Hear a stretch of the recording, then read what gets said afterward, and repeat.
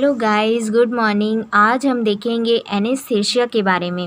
Anaesthesia क्या होता है? जो हमारे सेंट्रल नर्वस सिस्टम है उसमें ये डायरेक्ट इफ़ेक्ट डालता है। अब ये इफ़ेक्ट क्यों डालता है और ये क्या होता है उसके बारे में आज हम देखेंगे। तो एनेस्थेटिक्स मेनली क्या होते हैं? It's reversible loss of sensation. इसमें बिल्कुल भी हमें सेंसेशन नहीं होगा कि हमारे बॉडी में क्या हो रहा है। It's two type, general anaesthesia and second is the local anaesthesia. General anaesthesia क्या होता है?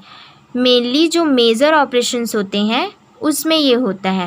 And local anaesthesia it means कोई एक पर्टिकुलर जगह पे होगा, जैसे कि आई हो गया, डेंटल, टीथ निकालने में, टीथ रिमूवल में, या नोज़ल, नेज़ल में भी कभी कभी हमें कुछ प्रॉब्लम हो जाती है तो उस टाइम हम लोकल एनेस्थेशिया देते हैं। यानी लोकल एनेस्थेशिया कुछ टाइम के लिए होता है, लेकिन ड्यूरिंग द माइनर ओटी इसमें पता चलता है। Then pre anaesthetic medication. Pre anaesthetic, pre मतलब कि पहले, pre anaesthetic medication it means operation के से पहले दिया जाता है। Drug given before administration anaesthesia in order to, क्यों दिया जाता है? डिक्रीज़ एंजाइटी को डिक्रीज़ करने के लिए। लाइक इसमें ड्रग कौन सा देते हैं? डायजेपम। और किस रूट से देते हैं? Intramuscular. Then second, relief of pre operative pain. Pre operative pain के पहले, मतलब ऑपरेटिव के पहले कुछ पेन होते हैं उनसे रिलीफ के लिए। थर्ड, अनडिसेरेबल, किसी किसी को वॉमिटिंग, कफिंग एंड ब्रेडिकार्डिया की भी प्रॉब्लम होती है तो उस वजह से भी प्री एनेस्थेटिक मेडिकेशन दिया जाता है। अब इसमें हम कुछ और देखेंगे डिटेल में। First, for relief anxiety, anxiety को रिलीफ करने के लिए डायजेपम दिया जाता है, जैसे कि मैंने पहले बताया। सेकेंड, सेडेशन के लिए पेंटोबार्बिटोल, ये आईवी दिया जाता है। Third, for prevention of allergic reaction, जैसे कि वॉमिटिंग, नोज़िया, ये सब इनके लिए दिया जाता है डाइफेनहाइड्रामिन। देन हम देखेंगे अब general anaesthesia. General anaesthesia use to render patient unaware of unresponsive to painful stimulation during surgical procedure. कब यूज़ किया जाता है? जब सर्जिकल प्रोसीजर होता है पेशेंट में तब। और मेनली ये कहाँ इफ़ेक्ट डालता है? सेंट्रल नर्वस सिस्टम, यानी कि ब्रेन या तो स्पाइनल कॉर्ड। टिपिकली इसमें इंक्लूडेड रहते हैं एनाल्जेशिया, मतलब जब हम जनरल एनेस्थेसिया देते हैं तो पेशेंट को बिल्कुल भी पेन का महसूस नहीं होता, उसे कुछ भी याद नहीं रहता कि उसके साथ उस टाइम क्या हो रहा है। थर्ड, इमोबिलिटी, मतलब जो उसके रिफ्लेक्सेस रहते हैं बॉडी के वो भी इनहिबिट हो जाते हैं उस टाइम। फोर्थ होता है पैरालिसिस एंड हिप्नोसिस, जो कि अनकॉन्शियस रहता है। हिप्नोसिस इट मीन अनकॉन्शियस रहता है वहाँ पे पेशेंट, उसको बिल्कुल भी होश नहीं रहता है। पैरालिसिस, स्केलेटल मसल्स जो रहते हैं, नॉर्मल मसल्स जो रिलैक्सेशन रहते हैं वो भी उस टाइम नहीं होते। देन हम इसके जनरल एनेस्थेशिया के कुछ स्टेज देखते हैं, मतलब ये कैसे कैसे होता है, होता तो है लेकिन कैसे होता है वो देखेंगे। फर्स्ट स्टेज में क्या होता है? जो हमारी आंखें रहती हैं, मतलब जो पेशेंट की आंखें रहती है उसकी जो प्यूपिल रहती है वो यूजुअली उसका साइज उस टाइम नॉर्मल रहता है, बट जो पल्स रहती हैं वो इरेगुलर रहती हैं और बीपी नॉर्मल रहती है। सेकेंड स्टेज में थोड़ी देर बाद जो प्यूपिल रहती हैं वो क्या होती, थोड़ी सी बड़ी होती हैं, डायलेट होती हैं एंड उसको दो दो दिखाई देते हैं। जैसे किसी किसी को चक्कर आता है तो धुंधला सा दिखाई देता है, डबल डबल दिखाई देता है, उस टाइप से। पल्स इरेगुलर हो जाती है या फास्ट हो जाती है, बीपी हाई रहता है। थर्ड में क्या होता है? जो रिएक्शन टू लाइट रहता है, लाइट के साथ जो रिएक्शन रहता है उसमें उसकी जो प्यूपिल रहती है वो पूरी तरीके से डायलेट होने लग जाती है और साइज़ भी क्या रहता है? छोटा हो जाता है।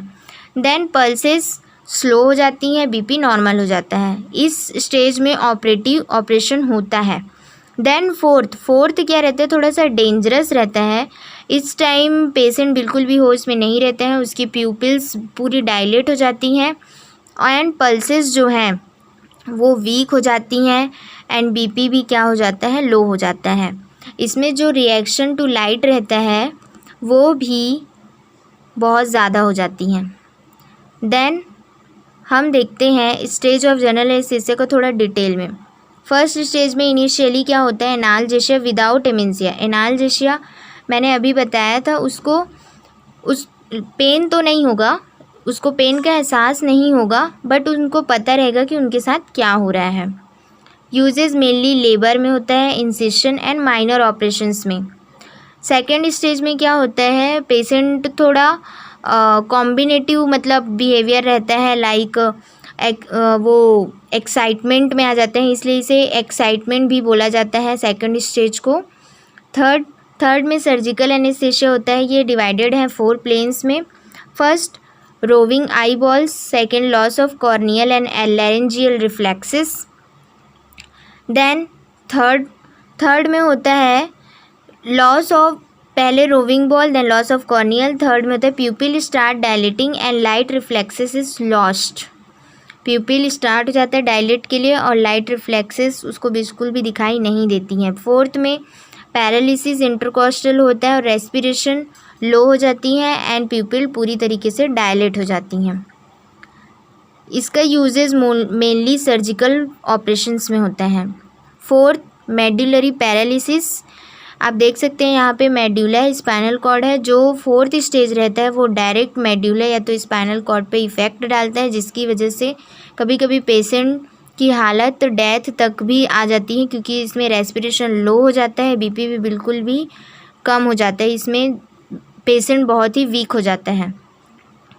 देन अब हम देखेंगे classification of general anaesthesia.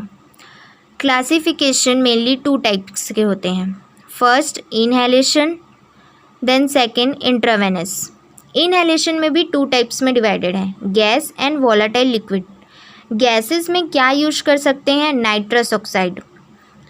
Then volatile liquid, volatile liquid में हम यूज़ करते हैं ether, halothane, enflurane, isoflurane, desflurane and सेवोफ्लूरिन।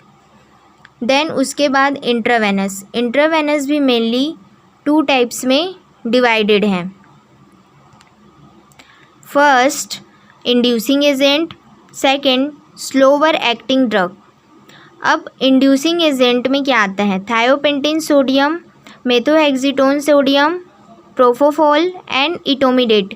ये जितने भी ड्रग्स हैं ये मार्केट में अवेलेबल हैं, ये सब आईवी में आता है। स्लोवर एक्टिंग ड्रग में बेंजोडायाज़ेपिन है, जिसमें बेंजोडायाज़ेपिन में भी हम 3 ड्रग दे सकते हैं, डायज़ेपम, लोराज़ेपम या मिडाज़ोलम। सेकेंड डिसोसिएट एनेस्थेशिया होता है, जिसमें केटामाइन दिया जाता है।